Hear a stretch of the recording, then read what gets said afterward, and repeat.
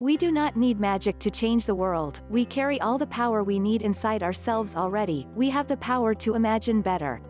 If you're automatically sure that you know what reality is and who and what is really important, if you want to operate on your default setting, then you, like me, probably won't consider possibilities that aren't annoying and miserable. But if you've really learned how to think, how to pay attention, then you'll know you have other options. It will actually be within your power to experience a crowded, hot, slow, consumer hell type situation as not only meaningful, but sacred, on fire with the same force that lit the stars, love, fellowship, the mystical oneness of all things deep down. Empathy is a choice, and it's a vulnerable choice. Because in order to connect with you, I have to connect with something in myself that knows that feeling. Either we heal as a team or we're gonna crumble, inch by inch, play by play, till we're finished. We're in hell right now, gentlemen, believe me. And we can stay here and get kicked, or we can fight our way back into the light. We can climb out of hell, 1 inch at a time. Stay hungry. Stay foolish. Really, when I look back on it, I wouldn't change a thing. I mean, it was so important for me to lose everything because I found out what the most important thing is, to be true to yourself. Ultimately, that's what's gotten me to this place. I don't live in fear. I'm free. I have no secrets and I know I'll always be okay, because no matter what, I know who I am. Don't ever let somebody tell you, you can't do something. Not even me. Alright? You gotta dream. You gotta protect it. People can't do something themselves, they want to tell you can't do it. If you want something, go get it. Period. If you want to win hearts and minds, you have to lead with your heart as well as your mind. I don't believe we have a professional self from Mondays through Fridays and a real self for the rest of the time. It is all professional and it is all personal, all at the very same time. There is a mismatch between what science knows and what business does.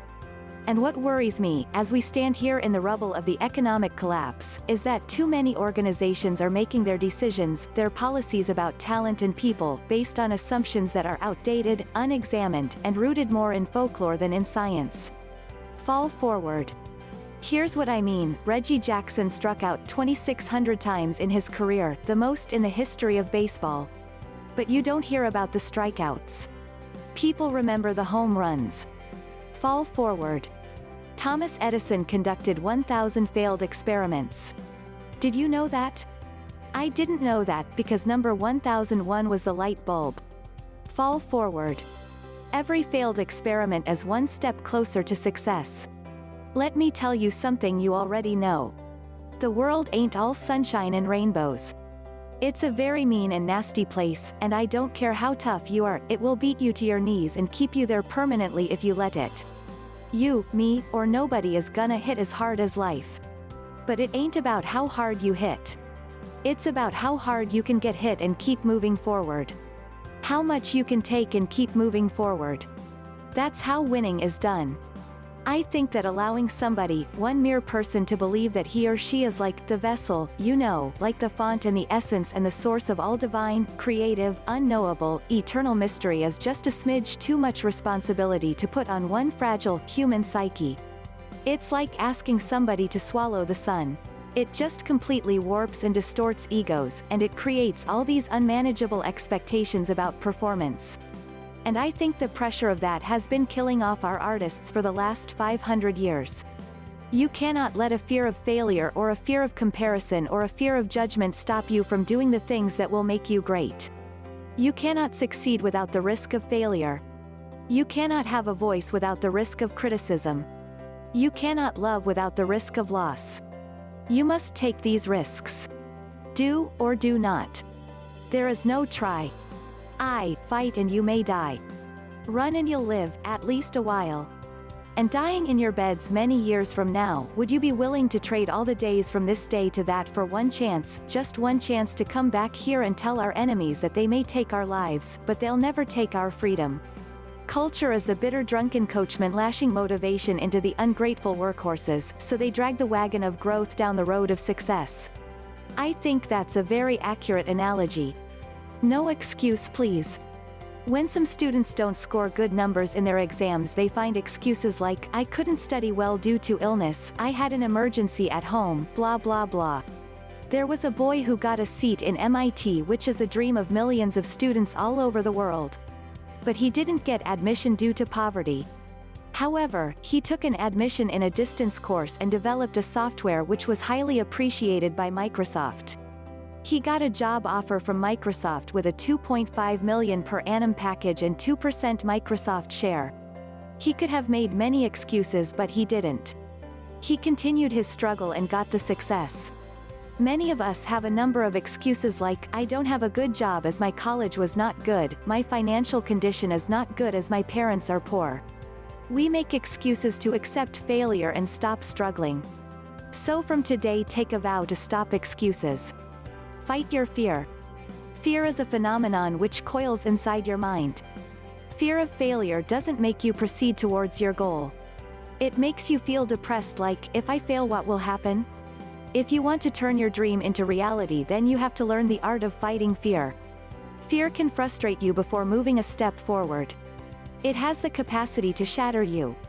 Ward off the fear and rekindle the courage inside you. If you develop the hidden power of courage, then you can demolish a mountain also.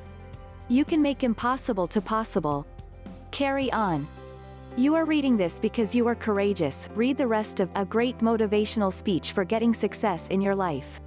Don't keep your work for tomorrow. Opportunity does not strike twice. We lose many opportunities in our life. We say, from tomorrow I will start a new life. From tomorrow I will start exercise.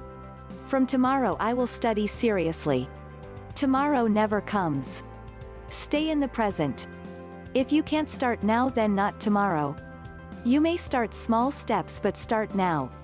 The Japanese know this secret. They start their daily job and accomplish it at any cost. If you want to learn guitar or play harmonium, then start immediately without waiting for tomorrow. Who knows, tomorrow may come or not. If you start with a single step, then you will find the rest of the steps. Ignite the burning desire to gain knowledge. You don't need to become a jack of all trades. But you may learn many topics out of your working field. One of my friend who is a software engineer, he learns German, French, Chinese simultaneously.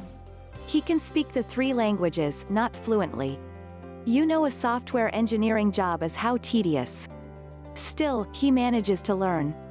It is his hunger to learn and gain more knowledge. You may be a golf player, but playing football, polo or table tennis can give you joy. Practice forgiveness. Forgiving someone who has hurt you is the uncommon practice of great personalities. If you can't practice forgiving, then you can't adopt nonviolence. It evokes your gentleness and humbleness.